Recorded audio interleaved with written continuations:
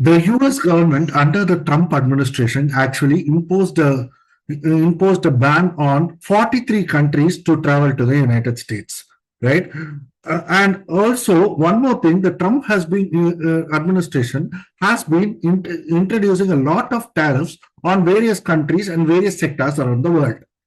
Also, the Federal Bank of United States have recently cut rates and also projected a lower growth and anticipated a lower growth in the upcoming year. All these things are due to the Trump's uncertainty in his policies. This video we are going to be delving about all these things only, right? But before I say anything, Samvid Manimain's is channel wherein I, Samvid Narayan, summarize various things that is happening across the world economically, and also which impact the global market and the global economy, right? If you want to be a part of it, and if you would like to stay updated with the economic policies around the world, please go ahead and click the subscribe button right now, and also press the bell button for various updates from my channel. Hello everybody, this is Samvid Narayan and welcome to Samvid Money Minds.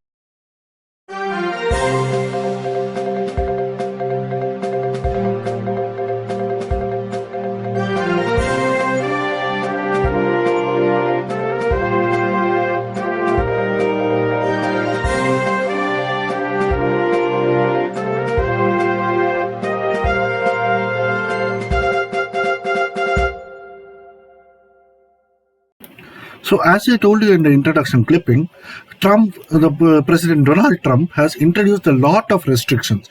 So let's see a bit of a history on the restrictions that are imposed. Now, actually, in 2017 itself, that is the first time when he came to the power, he imposed a travel ban which contained 7 countries, and later expanded it to 13 countries by 2020, before it was revoked by the President Joe Biden in 2021, because it was discriminatory and of course it was against the US values, right? But recent ban which he has been introducing is that, right?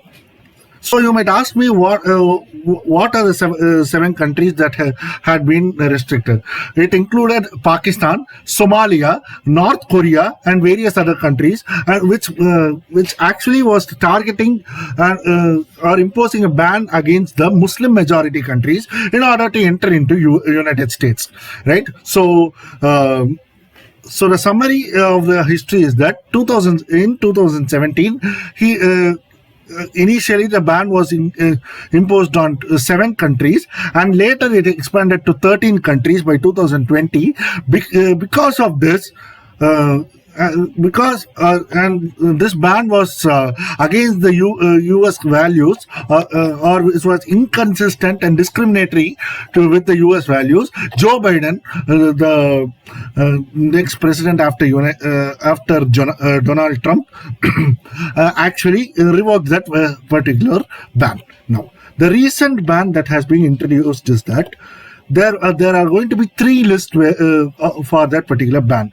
First is the red list, which includes Cuba, Iran, North Korea, and various other countries. Next is orange list, and then the yellow list.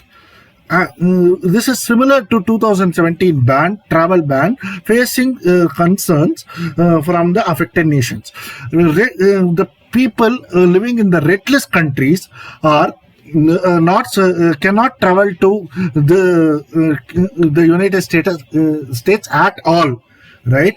But orange list, there's going to be a restricted entry with heightened scrutiny. Completely, they will be scrutinizing your profile, which includes Russia and Myanmar, and also 22 countries wherein 60 days are going to be taken to address the security concerns, right? Those are going to be following in the yellow list. So red list, complete ban; orange list, restricted entry with heightened amount of scrutiny and checking; and yellow list, 60 days are going to be taken to address the security concern.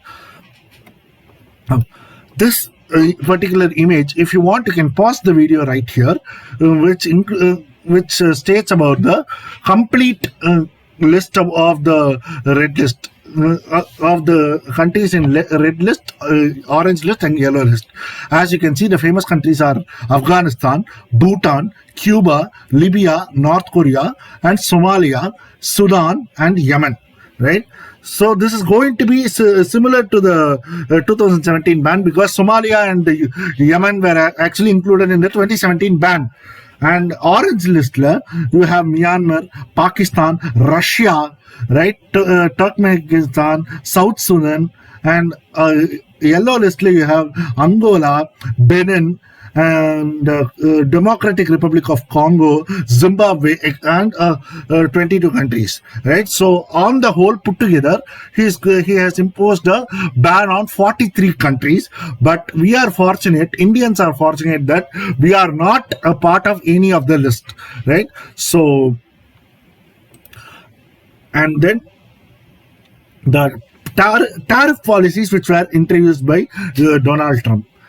So the first thing is, the Trump administration imposed tariffs on imported goods, which aims to reduce the competition and competitiveness, that is to protect the domestic countries. Of course, any government imposing tariffs will actually aim to protect the domestic countries and indigenous countries only.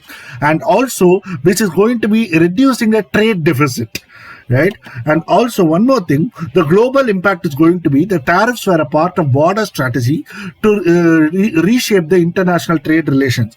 Even the ban that are going to that has been imposed to immigration and immigration will also shape the international trade relationship, and particularly with China and other trade partners. The targeted sector are going to be various industries, including steel, aluminium, and various consumer goods, increasing cost for US business and consumers.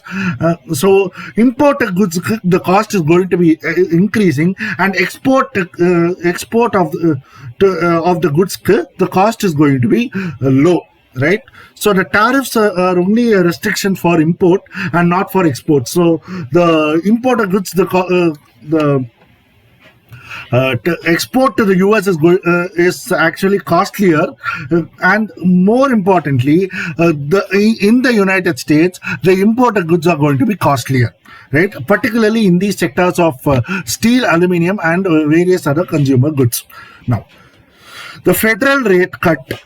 The federal rate actually is held steady because the Federal Reserve decided to keep the interest rate unchanged as expected, and this is going to be cut by the year end of 2025 due to slower economic growth and inflation. And we are not talking about financial year or fiscal year, but the calendar year of 2025 year. And one more thing, the inflation outlook, which was previously forecasted at 2.5, is now revised to 2.7 because of all these strategies, and because of all these policies that are brought about by the President Donald Trump. So now moving on to the federal rate cut, right? Okay. Now the first thing is there is a lower growth projections in the economic year for this particular year, 25-26. Initially it was 2.1%. Now it has been revised to 1.7% because of all the policies of Trump. Right? And secondly, higher employment expected, because the unemployment is expected to rise slightly by the year end. That is it is expected to reach 4.4%. This could be due to various reasons, and this could also be partly due to the availability of expert or skilled labor from various countries, right? Okay. And also the policy adjustments, that is the Federal Reserve acknowledged increased risk and uncertainty. This could be due to various reasons, and this could be mainly due to the Trump's administration's tariff, right? And quantitative tightening slowed down, right? Let me talk about this. So quantitative tightening is which is also known as balance sheet normalization. It is one of the type of a monetary policy followed by central banks. It is actually simply meaning that the central bank reduces the pace of reinvestments of proceeds from maturing government bonds, and also it is the exact opposite of the something called quantitative easing, right? Okay. Okay, now let me explain about quantitative tightening and easing a little bit later. We'll come back to this. Okay, and the future outlook, the Federal Reserve expects the inflation to return to its target by 2027. Okay, now moving on to the quantitative easing and quantitative tightening. The policy of the Federal Reserve is nothing but the quantitative easing or quantitative tightening slowing, which is nothing but the Federal Reserve has a certain amount of balance sheet, right? The balance sheet is nothing but a statement of assets and liabilities, the asset and liability that is available with the Federal Reserve. The Federal Reserve's balance sheet shows the asset and the liability, or in simple terms, or in Tamil, சொத்தையும் கடன்களையும் காமிக்கிற ஒரு sheet தான் balance sheet, right? Or it is a summary of asset and liability that the US government have, right? Now, with the process of quantitative tightening slowing down, it is actually reducing the size of its balance sheet, right? Which is why is it doing so? It is because there are some debt ceiling issues. The US government has a limit on how much it can borrow, right? And right now, it is using money from its account at the Federal Reserve to pay its bills, right? So this indeed adds money to the system, making it harder for the Federal Reserve to know how much money is actually down there. So slowing its balance sheet reduction gives the Fed more time to figure things out, right? So quantitative tightening is nothing but a slowing of its balance sheet. Slowing of its balance sheet, it is slowing down, right? In order to stabilize the entire economies, or in order to control the entire economy before it is completely becoming unstable. And one more thing, the Treasury and mortgage-backed securities. The Federal Reserve has been selling government bonds and mortgage-backed securities to reduce its balance sheet. But on the other hand, the housing market is slower than expected. So the Federal Reserve is not able to sell many mortgage-related securities as planned, right?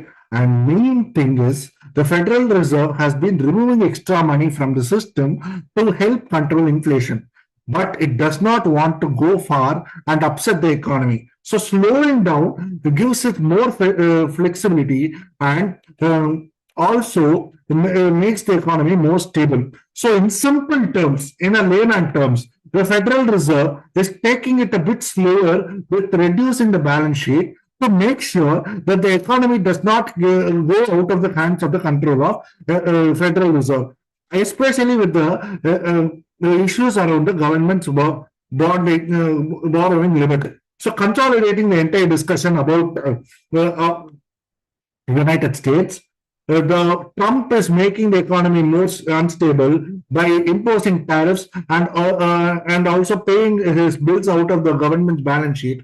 On the other hand, the Federal Reserve wants to make the economy a little bit more stable by a process called slowing down the quantitative tightening, right? So I hope you got insights about the things that I explained to you in today's video. Until the next time, this is Samvid signing off from Samvid Money. Remember to subscribe to Samvid Money Minds, and also please do hit the like button. That will be useful for me, right?